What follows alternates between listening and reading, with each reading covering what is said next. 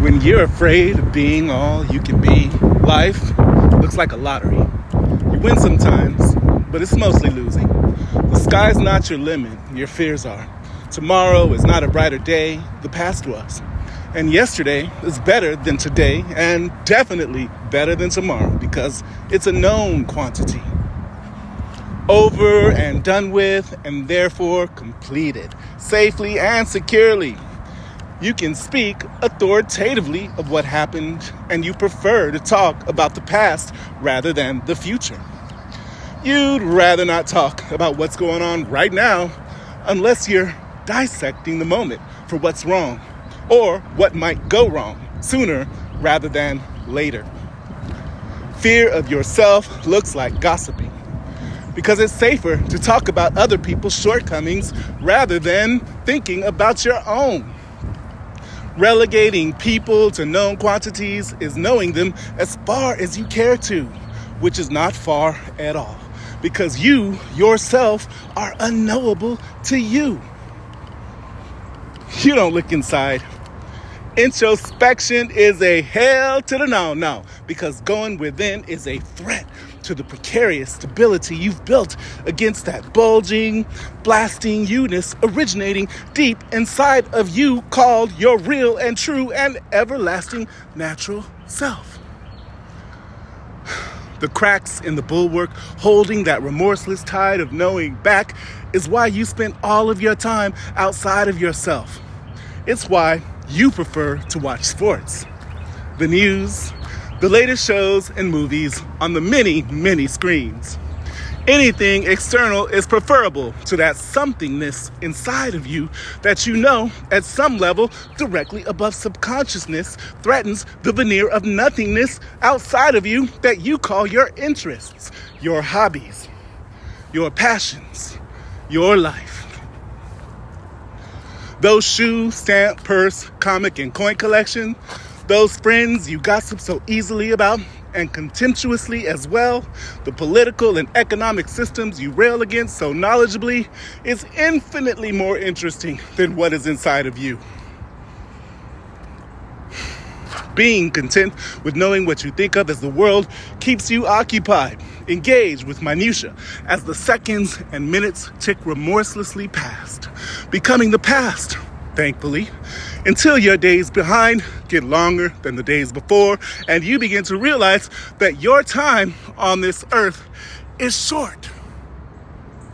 You begin to realize that all the things you've occupied yourself with for most of your life have been illusions, that they are all gone, that they never existed, really, in the first place, in anything other than your twisted view of what reality is, or rather, the holographic game that you choose to call reality, and that all of your friends and family agree to call reality too. Your fear of being all you can be has brought you to the precipice of terror and dismay, because the regrets have piled up until they become a mountain of shouting accusations looming over you like the Tower of Babel itself. Unintelligible voices, risen in cacophonic splendor, overwhelming clear thought, which has finally made itself heard despite your ceaseless efforts to drown it out with mediocrity.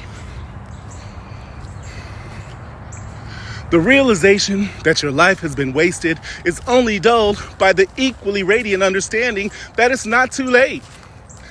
And like Scrooge on the night before Christmas, you realize that you can make a difference in your life. Or you can keep on keeping on down the road of mass hypnosis, living according to the norms, engaging in surface level lifestyles, content to end your life never having truly lived your life. Allowing that inner demiurge to speak freely, to open the coffers of your jealously held truth for the world to see is releasing yourself to yourself, letting go of the fears that have kept you pent up, bound, and gagged by normalcy and convention for far too long. That time you thought was wasted, you realized was a gestation. You were in a chrysalis comprised of taut, shiny, and viscous denial, jealously hoarded whispers of tenuous, etheric webbing, tangled within a trap of your own creation. But your hand is broken free. You can feel yourself grasping around, feeling the true shape of things. A tear has opened up over your left eye. You can see brilliance, shapes moving against a bright light. You extend your knees and feel more ripping, feeling as if your body is truly moving, as if for the first time, and the drippings of your self-hate and disdain dissipate around you as fetus position unfolds. And like a butterfly, you are ready. You've always been ready to fly free of all that has held you back. The fear of being all you can be is a bubble, a false consciousness, waiting impatiently for you to take a pin to it.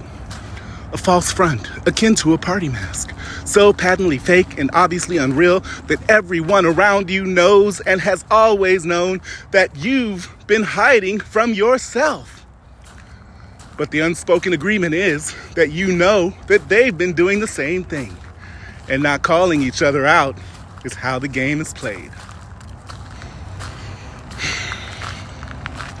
As you listen to these words, you feel yourself, the you deep inside. You hear yourself, the you that you need to be, whispering and shouting simultaneously that it is time, that you must do, that you must be, that you must act, that you must see, that there is nothing in this life, nothing in this world more important to you than you.